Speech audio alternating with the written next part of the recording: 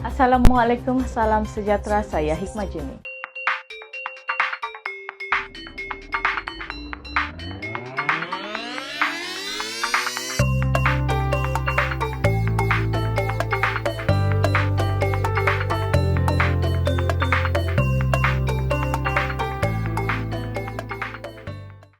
Sabah pertingkatkan kerjasama dua hala dengan China.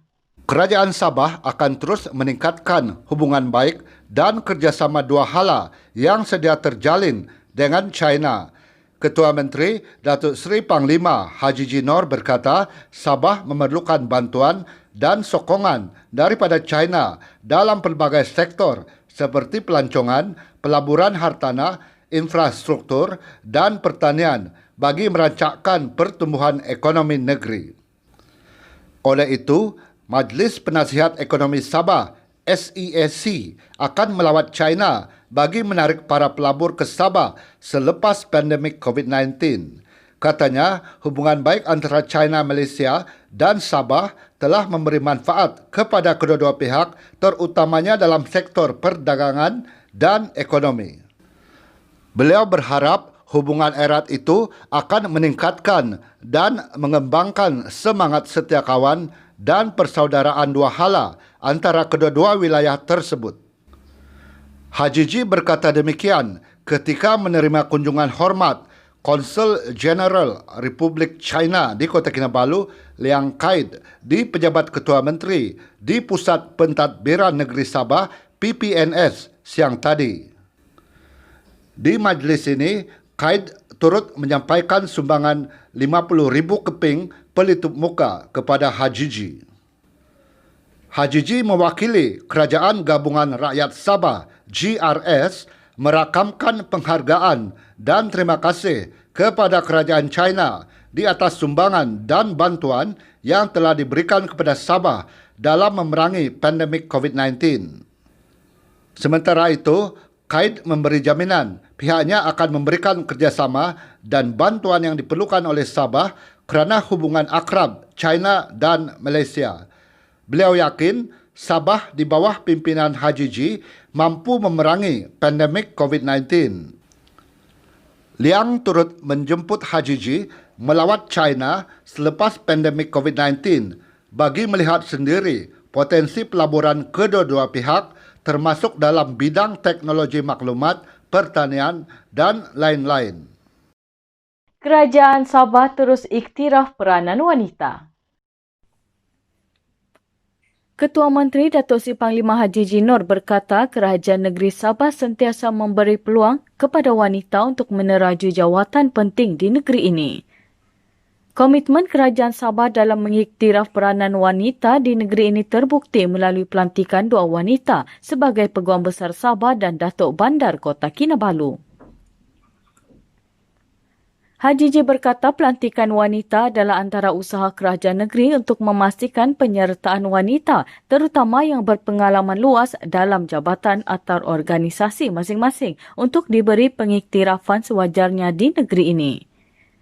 Haji Ji berkata demikian dalam Majlis Penyerahan Watika Pelantikan Peguam Besar Sabah dan Datuk Bandar Kota Kinabalu yang baru di Pusat Pentadbiran Negeri Sabah PPNS siang tadi. Di majlis ini, Timbalan Peguam Besar Sabah Datuk Nur Asia Muhammad Yusof dilantik sebagai Peguam Besar Sabah yang baru berkuat kuasa hari ini. Manakala Ketua Pengarah DBKK Norliza Awang Alip dilantik sebagai Datuk Bandar Kota Kinabalu yang baru berkuat kuasa Januari ini.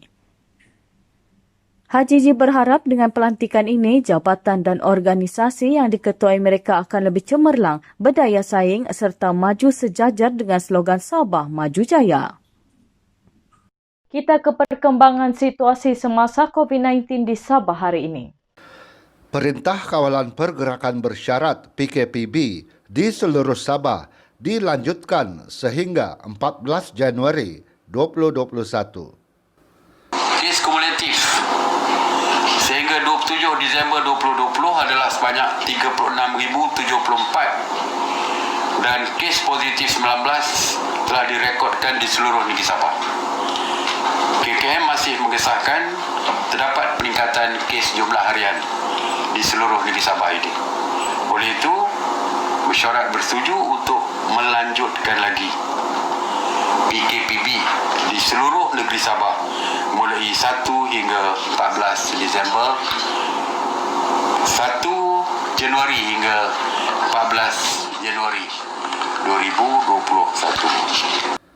Perintah kawalan pergerakan diperketatkan PKPD dilaksanakan di Kampung Paginatan dan Kampung Maringkan, Ranau mulai esok sehingga 11 Januari 2021 membabitkan 865 penduduk.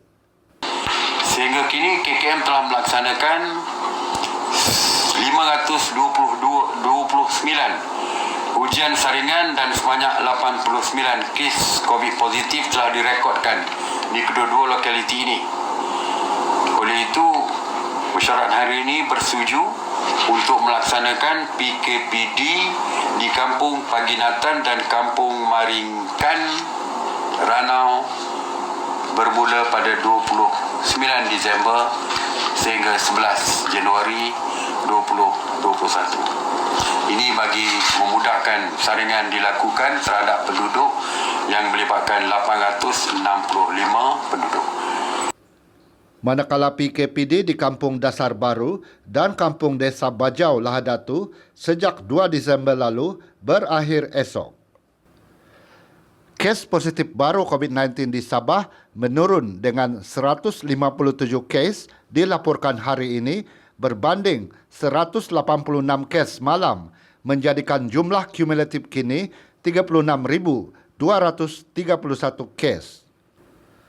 Satu kes kematian dilaporkan di Sabah hari ini menjadikan jumlah kumulatif kematian kini 260 kes. Kes kematian itu dilaporkan di Hospital Queen Elizabeth Kota Kinabalu membabitkan seorang lelaki berusia 62 tahun. Daerah Beluran bertukar dari zon kuning ke zon jingga. 248 pesakit di Sabah telah sembuh hari ini, manakala 1,544 pesakit sedang menjalani rawatan. Setakat ini, 304,633 bakul makanan telah diagihkan. Penampang layak dinaik taraf menjadi Majlis Perbandaran. Menteri Kerajaan Tempatan dan Perumahan Datuk Seri Masidi Manjun berkata, Majlis Daerah Penampang dilihat mempunyai kelayakan asas untuk dinaik taraf sebagai Majlis Perbandaran. Sehubungan itu, Majlis Daerah Penampang serta ahli-ahli majlis yang baru dilantik perlu bermesyuarat dan membuat keputusan rasmi bagi mengemukakan cadangan penaik tarafan itu kepada kementerian untuk dipertimbangkan. Masidi berkata sekiranya menepati semua syarat, cadangan itu akan bawa kepada Kabinet Negeri untuk tindakan selanjutnya. Beliau ditemui selepas Majlis Angkat Sumpah dan Penyerahan Watika Pelantikan Ahli-Ahli Majlis Daerah Penampang di Kota Kinabalu siang tadi. Katanya antara kriteria bagi penaik tarafan ini adalah kemampuan Majlis Daerah Penampang menjana hasil yang cukup untuk mentadbir daerah berkenaan. Masidi berkata pegawai daerah Penampang memaklumkan majlis daerah itu mampu menjana hasil lebih 30 juta ringgit setahun sebelum pandemik COVID-19. Dan itu merupakan satu angka yang mampu melayakkan majlis daerah Penampang menjadi sebuah majlis perbandaran. Mengenai lantikan ahli-ahli majlis daerah di Sabah, Masidi berkata semua daerah telah melantik ahli-ahli majlis. Kini, proses penyerahan watika pelantikan giat dilakukan di semua daerah. Beliau turut mengingatkan semua ahli-ahli majlis yang dilantik untuk melaksanakan tugas dengan penuh amanah. Di majlis itu, seramai 20 orang ahli-ahli majlis daerah Penampang mengangkat sumpah dan menerima watika pelantikan bagi sesi 2020-2022. Taman Kejuruteraan Laut Tanjung Manis akan dibangunkan. Taman Kejuruteraan Marin Tanjung Manis di Palo akan dibangunkan dalam rancangan Malaysia ke-12. Timbalan Ketua Menteri Sarawak, Dato' Amar Awang Tengah Ali Hassan berkata, Palo dipilih kerana lokasinya yang sesuai untuk kapal bersaiz lebih besar. My ministry also plan to develop Tanjung Manis Marine Engineering Park in Palau under Dual Malaysia as the location is suitable for bigger vessels. Ditanya mengenai kos pembangunan taman itu, beliau menjelaskan bahawa perincian termasuk kosnya masih belum diputuskan.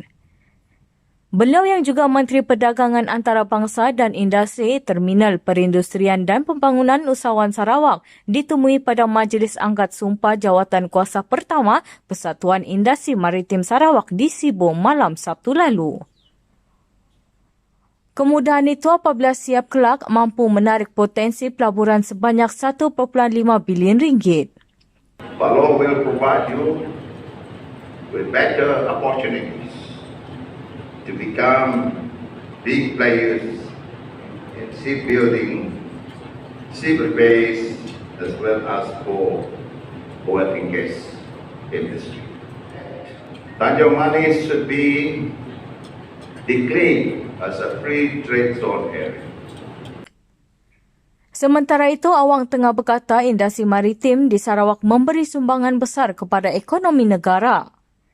Industri itu telah menghasilkan ekspor bernilai 279 juta ringgit pada tahun 2018, 349 juta ringgit tahun lalu dan 168 juta ringgit sehingga Oktober lalu.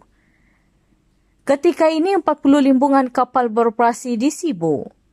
Limbungan itu khusus untuk membina dan membaiki kapal seperti kapal tunda, kapal pesisir pantai, tongkang, kapal penumpang dan sebagainya. Katanya Sibu berpotensi menjadi pusat industri marin Malaysia. Seorang tekong dan kru sebuah bot penumpang ditahan kerana menyalahgunakan lesen dan membawa barangan kawalan tanpa permit di perairan Tawau tengah hari semalam.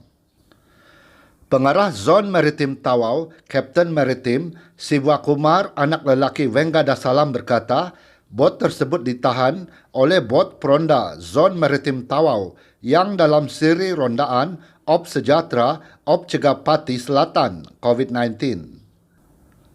Bot yang dikendalikan oleh seorang tekong bersama seorang kru warga tempatan itu ditahan berhampiran JT Custom, Immigration and Quarantine, CIQ Lama, Tawau. Pemeriksaan mendapati bot terbabit didaftarkan atas kelas penumpang namun digunakan untuk memuat dan mengangkut barangan. Bot dengan muatan barangan terkawal itu dipercayai menuju ke Pulau Sebatik. Ia membawa barangan kawalan iaitu 10 tong gas LPG dan 720 kilogram gula pasir serta gagal menunjukkan permit barangan tersebut. Kes disiasat mengikut enakmen Jabatan Pelabuhan dan Dermaga Sabah 2002 dan Akta Kawalan Bekalan 1961 kerana salah guna lesen dan membawa barang-barang kawalan tanpa permit. Sekian berita BTTV malam ini, saya Hikmah Juni, selamat malam.